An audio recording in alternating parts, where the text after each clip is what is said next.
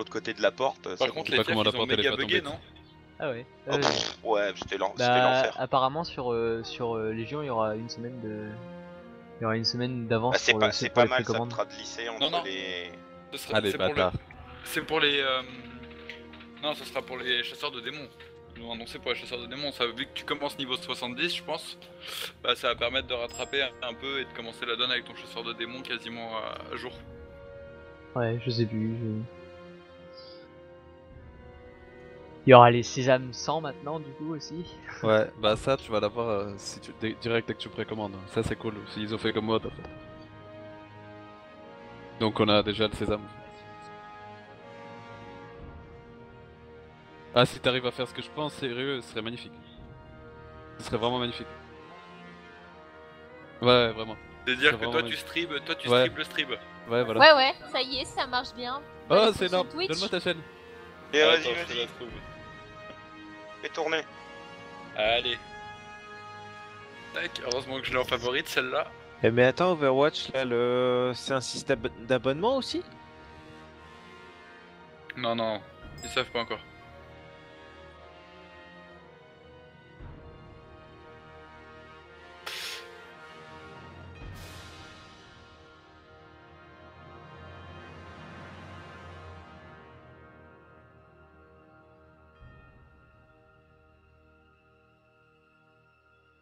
D'accord. Par contre, sérieux, t'arrives à faire un truc pour nous? C'est de mute ton TS sur ton stream. Par contre, je vois un truc StarCraft, c'est normal, là, sérieux? Tu vas stream sur Overwatch?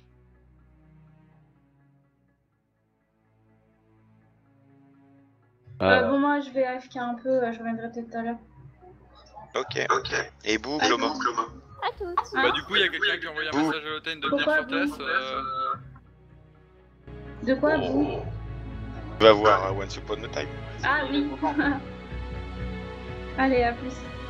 À plus. Par contre, ton stream il lag. Hein. Je ferme le reste. Ouais, ça pète. Ouais, Non, mais c'est vous pas êtes à qu'il lag, côté. c'est qu'il recharge de temps en temps.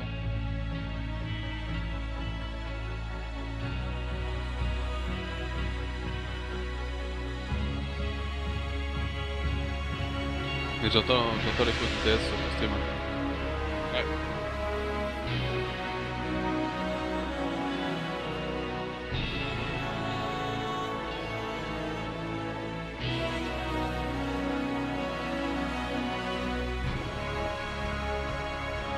Sound muted.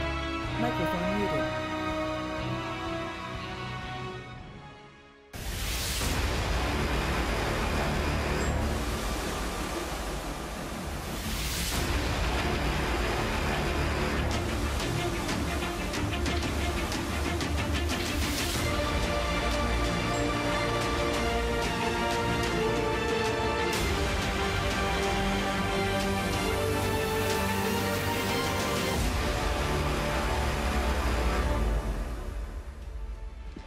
Ladies and gentlemen, it is my absolute pleasure to welcome you to the World Championship Series Grand Finals, Day 1. How you doing, Blizzcon? Oh, yeah. An extraordinary scream from the crowd lets us know that we're all in good shape. I'm Day 9, joined by Jeffrey In Control Robinson, Dario Tialo Wunsch, and Dan Basically Tasteless, but actually Artosa Stemkoski, the three smartest men in the history of StarCraft 2. How excited are you to take? I'm surprised you got all of that in one take. That is absolutely correct. Yeah. He is basically...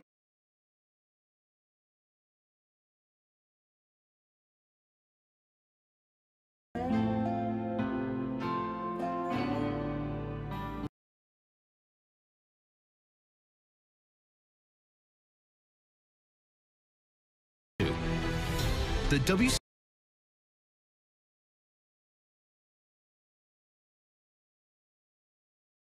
team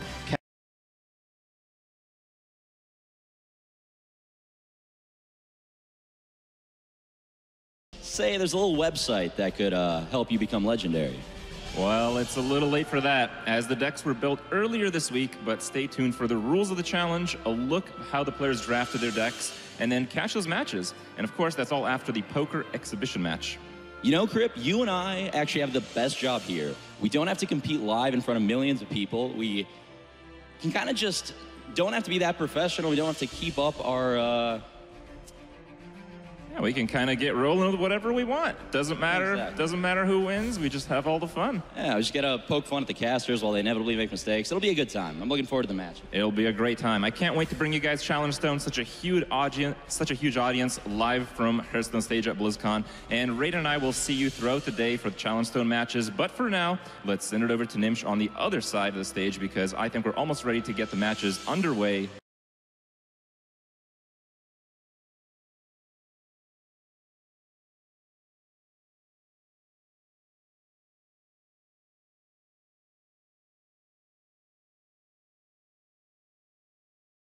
Here today.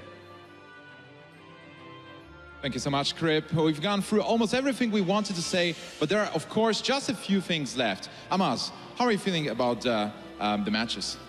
Well, I'm feeling great to be here at BlizzCon again to see so many passionate fans in the audience. BlizzCon was a great experience last year, and I've been looking forward to this for a long time.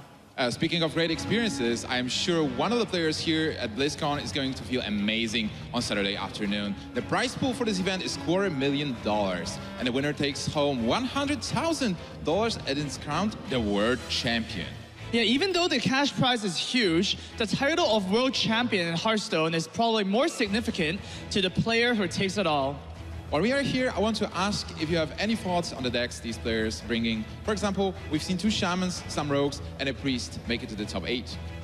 Well, that's partly due to the format of Conquest, where each player brings 3 deck lists. Since all 9 classes are represented, I'm expecting a lot of diversities in the matchups.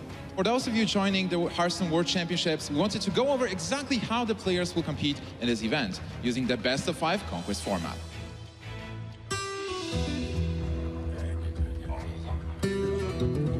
Conquest is a match format created for competitive Hearthstone tournament play and is the official match format for the 2015 Hearthstone World Championship. Here's how it works. Each player begins with 3 decks using a unique class for each deck. For example, a player can have a warrior deck, a priest deck, and a warlock deck, but not 2 different warlock decks. When a match begins, each player selects their first deck without telling the other player which one they've chosen to play with. Garrosh versus Uther. After the first game ends, the winning player's deck is declared victorious and can no longer be used, and they must choose from their remaining decks for Game 2. The losing player may choose to use the same deck they just lost with, or one of their remaining decks. This continues through Games 3, 4, and 5 if necessary. Once a player has conquered their opponent with all 3 of their decks, the match is over and the winning player advances. Conquest will be used at the 2015 Hearthstone World Championship, which has a prize pool of $250,000. Now that you know the format, try taking part in an online tournament or a fireside gathering near you. And now that we've gone around the tavern and you've all heard our thoughts, there's only one thing stopping us from kicking things off: a trophy. So here to help us out with that is my teammate and the 2014 Hearthstone champion, Firebat.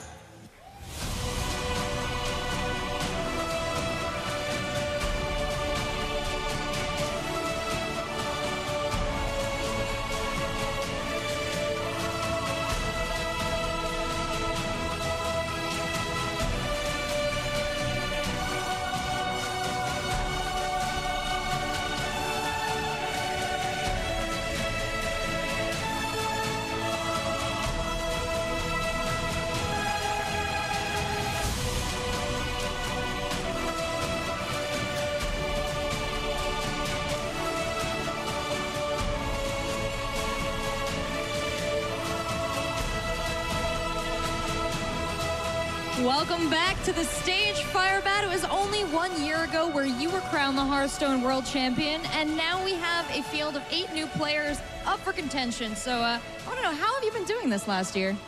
Doing great. Really happy to be back. Really amazing to see all the fans here and everything, and see that Hearthstone's still going really strong. Oh, that's wonderful. Any words for the top 8 players this year? I mean, they have some big shoes to fill. Yeah, I definitely want to wish them the best of luck, but most importantly, I really hope this experience for them is able to change their lives as much as it was able to change mine.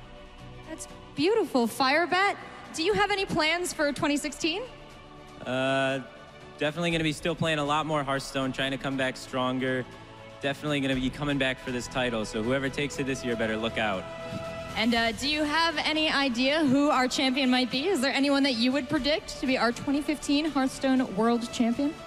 Well, I think everybody has a shot, but if I had to pick one person, I would have to say Tice. He's been on fire lately. He's been doing well in every tournament, and I think he might be able to take this one. Fantastic. Thanks for the insight, Firebat. And with that, we're ready to kick things off. So, ladies and gentlemen, welcome to Blizzcon 2015.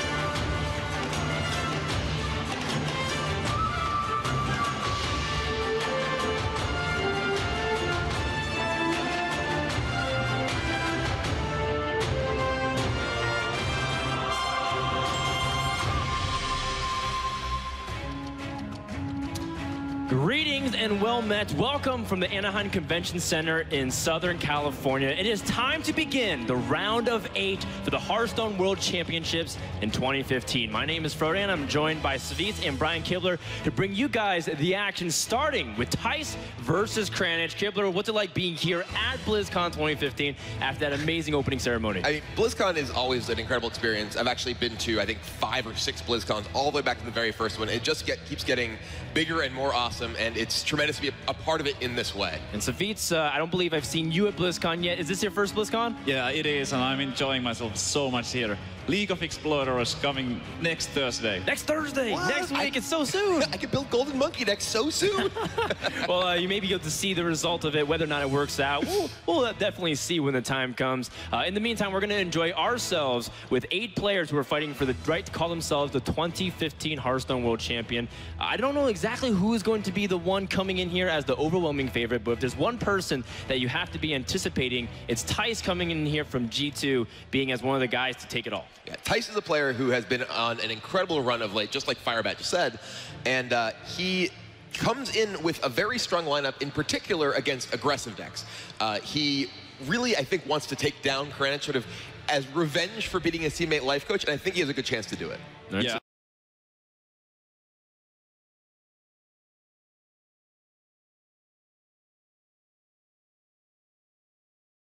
Vitz, what about the other side of guys like facing off against Tice? How much of a shot do you think he has? He definitely has. Bringing the same lineup as Firebat did last year, and he ended up being the world champion. But I still have to give the edge to Tice. I feel like he's one step ahead on the picks. All right, well, with a lot to be said and done with these 2 players coming up. But before we go into the match, we had a chance to sit down with Tice and Kranich to get their thoughts going into the match here on the main stage. My next opponent is Tice. People think that he's the most fearsome player, but I think I will win against him because I'm the best. I can win against anyone. Yeah, this is actually the first time I meet Kranich, so I don't know much about him, but he seems to be an awesome person, actually. He's kind of a troll sometimes, and yeah, you can actually laugh with him. I played against Life Coach and crushed him 2 times. He's knocked out from this tournament. This time,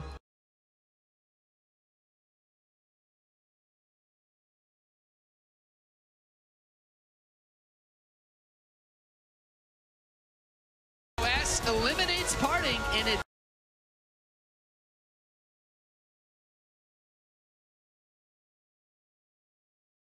The victory. Yeah. What do you think about the North Americans always running that subtle?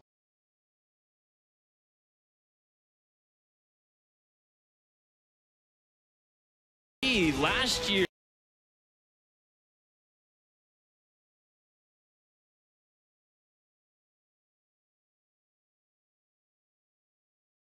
So, who's ready to hear about the 3rd Burning Legion invasion of Azeroth? Woo! All right, let's get started. So where we last left off, Gul'dan had taken control of the Iron Horde from Grommash Hellscream and was raising a Fel-infused army to invade Azeroth and burn it to the ground. Now, of course, being the righteous defenders of justice that we are, we stopped that from happening. Or so we thought. The Burning Legion wasn't about to let their pawn fail. Not again. So while Draenor was saved, and it was saved, Gul'dan would be sent to our world, where he would be allowed to fulfill his pact.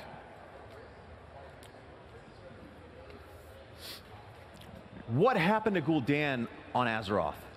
Well, on our world, Gul'dan would hear a familiar voice. A voice that had been directing him all through Draenor. Kil'jaeden. And Kil'jaeden would gift Gul'dan with the near limitless knowledge of the Burning Legion.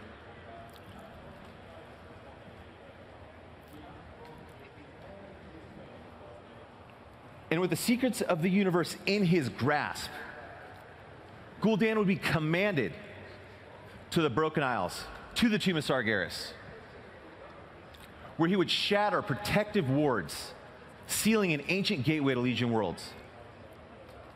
Needless to say, Gul'dan succeeds and kicks off the largest Burning Legion invasion of Azeroth ever.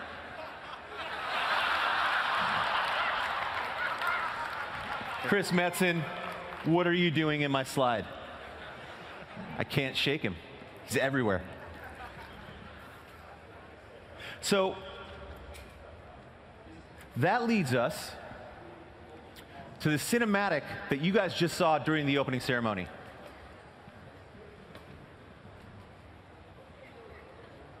Maybe. Yes? All right. Yes. Yes, it does. How about that cinematic, guys? We got any Alliance in the house? Yeah! You know, I've seen that cinematic probably 100 times. And we just showed it again, and I got goosebumps for the 101st time. Yeah. It's amazing, and maybe it's, and I think about it, and I think maybe it's because I know the story of Legion, I know what's going to happen, and it excites me. Or maybe it's because I'm excited for you all to get into Legion and find out the story for yourselves. But it strikes me that after working on Warcraft and WoW for almost 12 years now, that the game, the story, the world, the characters can still have such a huge effect on me. And hopefully on you too. But I do want to tell you something about this cinematic that you probably don't know. It is the first time that we have created a cinematic that ties directly into the main story of the game. It's a direct handoff, in fact. You know, with Legion, we felt like we really had an opportunity to take our storytelling to another level. And our incredibly talented cinematics team agreed and was eager to oblige. Now, clearly, guys, clearly, we wanted to get you all super excited for the expansion. By the way, how did we do? Okay, I think we can check that one off the list.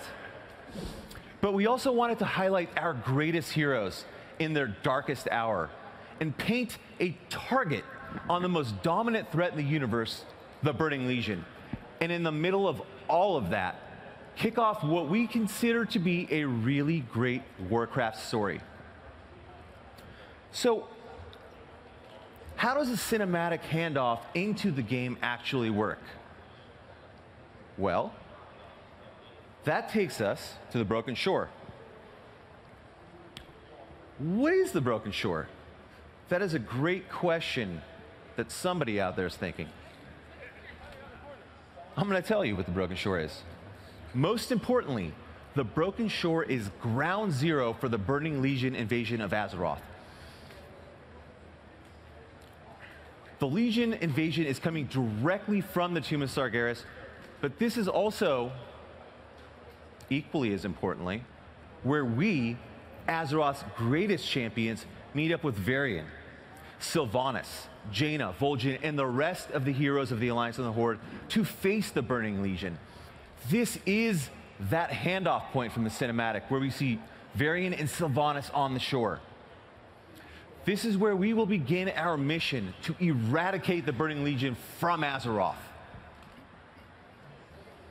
So with that said, the Broken Shore is the springboard by which we establish the primary plot points for the expansion and get everyone on the same page moving forward.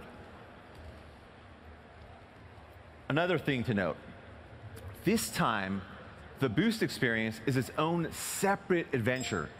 So what that means, guys, is we can be a lot more consistent with the tuning of the Broken Shore, making things a bit more challenging and hopefully a lot more fun. What about the content structure? So we're trying to tell this humongous story with Legion. And we felt to really do it justice, we needed to kind of up our game. So with that said, the Broken Shore is actually a 40-player scenario split down the middle as two 20-player groups split between the Alliance and the Horde who are working in unison, synchronized as they ascend up the Broken Shore towards the Tomb of Sargeras, where they will face the ultimate evil in the universe and find out what the fate of the world is. So with that said, let's take a quick look here at a demo of the Broken Shore. I do want to say, guys, this is still super, super early. We've got a lot of work left to be done. A lot of iteration needs to still go into this and a bit of our time. But after this is over, Eric Maloof is going to come up and he's going to knock your socks off with some Demon Hunter stuff like Demon Hunter awesomeness. And that'll be that. So BlizzCon, thank you so much. Let's take a look at this video, and here comes Eric after.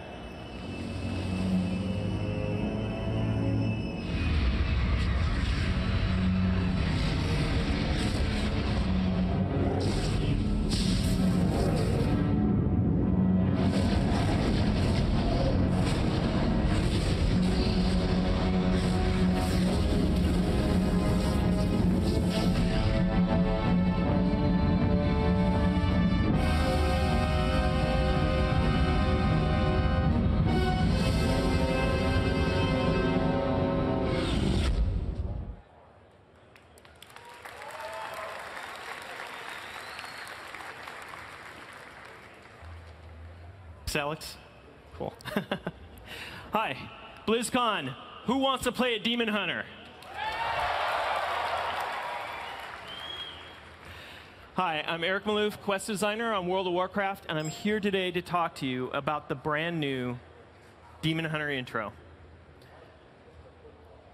Demon Hunter is our new hero class. It starts at level 98. When you play through the intro, you're going to learn what it truly means to be a demon hunter. These elves have sacrificed everything. They've given up their friends and family. They've taken in immense amounts of fell energy, corrupting their bodies. They've even gouged out their own eyes to gain spectral sight to see their enemies that much better. And they've done this all for one overriding reason: the utter annihilation of the Burning Legion. Thank you. Now, the Demon Hunter intro also serves as our story bridge from the Burning Crusade expansion to the present. We're going to answer the question, what was it that Illidan Stormrage was up to all those years ago at the Black Temple when we were raiding him?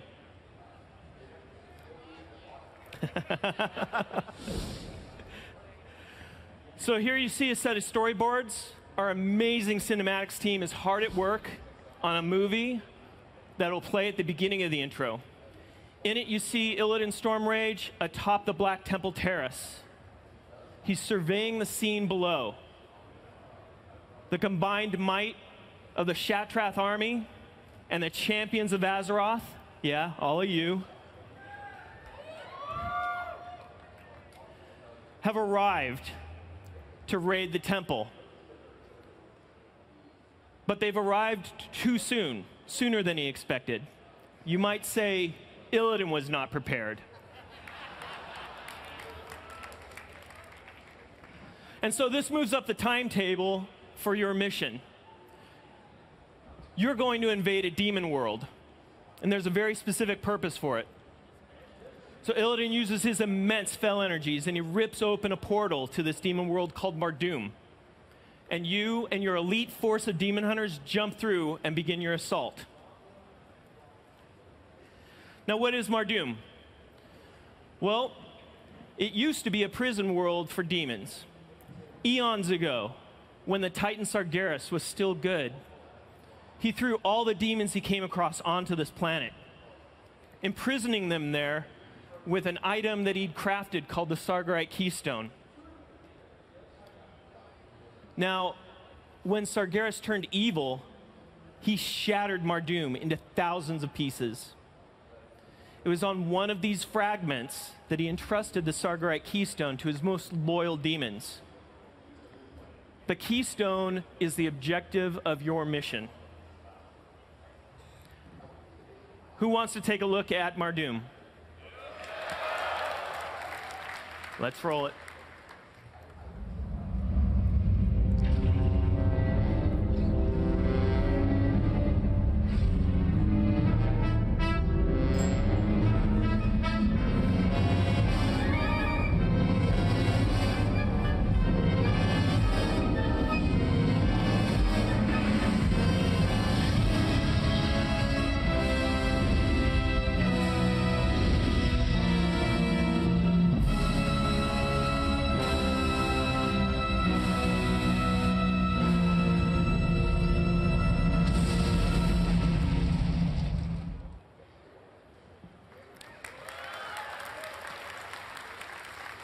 Some pretty epic stuff. So as you saw in that video, the Burning Legion isn't fooling around this time. They brought out their heavy hitters. More powerful versions that we've seen before, but also all new terrifying demons have been joined to the roster. Let's take a look at the brand new Burning Legion lineup.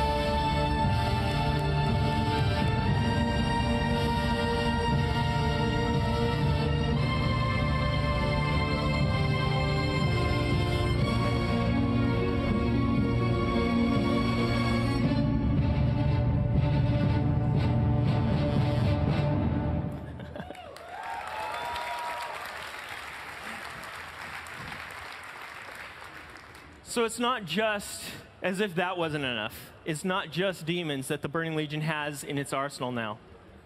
They've added these immense constructs.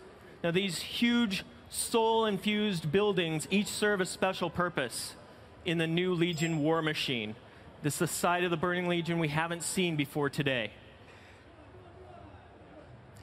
So against all that, how are we going to be triumphant?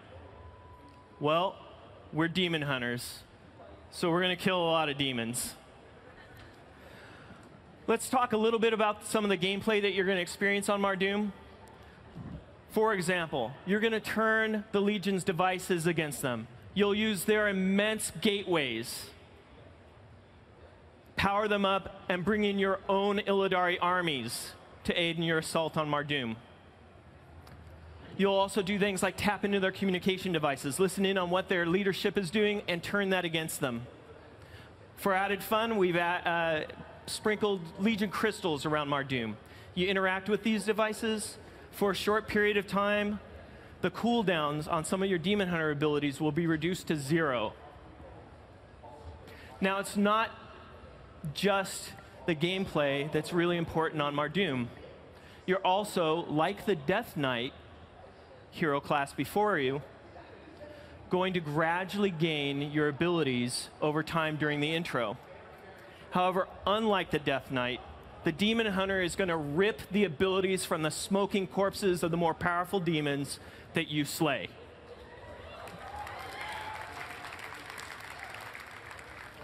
I want to show you a short clip. It's an ability called I-Beam. In it, you're going to see the Demon Hunter do a backflip, change into demon form, and unleash a torrent of fell energy on the enemies in front of him. Let's take a look.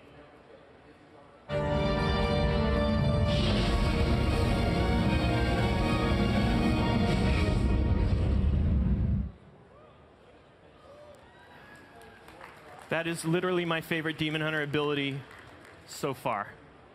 Now, no hero class would be complete without its very own epic mount. Illidan Stormrage himself is going to create for you the Fell Saber and give you a short clip of what that looks like in-game.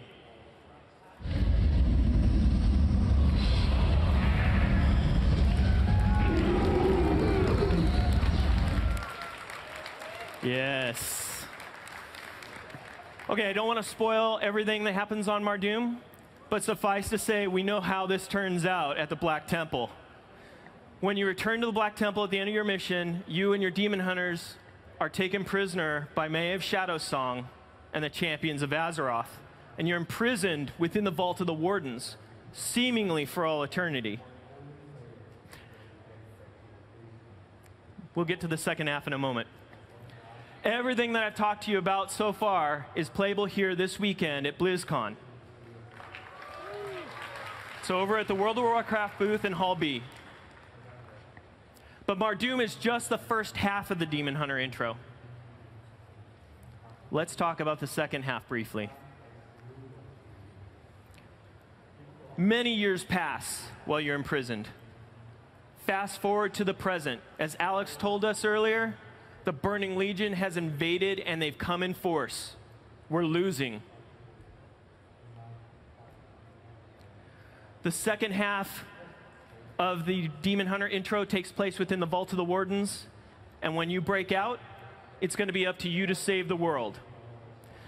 Now, this part of the Demon Hunter intro will become available for play soon when we launch the beta. So what comes after the Demon Hunter intro? First thing you're going to do is join up with your faction. You're going to remain Illidari, but when you go to Stormwind or Orgrimmar, you're going to find their leadership in desperate need of your help. Who better to lead the vanguard and take the fight to the Burning Legion than a Demon Hunter? After that, you're going to return to Mardoom, and there you're going to establish your class Order Hall. Now, the Order Hall is a place where all Demon Hunters can congregate with you in charge. And last but not least, you're going to quest for your very own artifact-level Warglaives.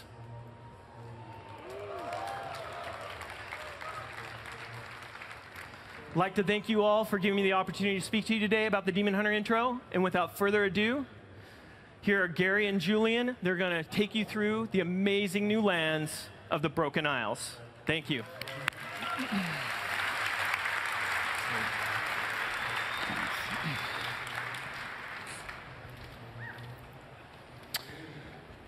Wow. Hello. My name is Jules. I'm one of the lead game designers on World of Warcraft. With me today is Gary, lead environment artist for WoW.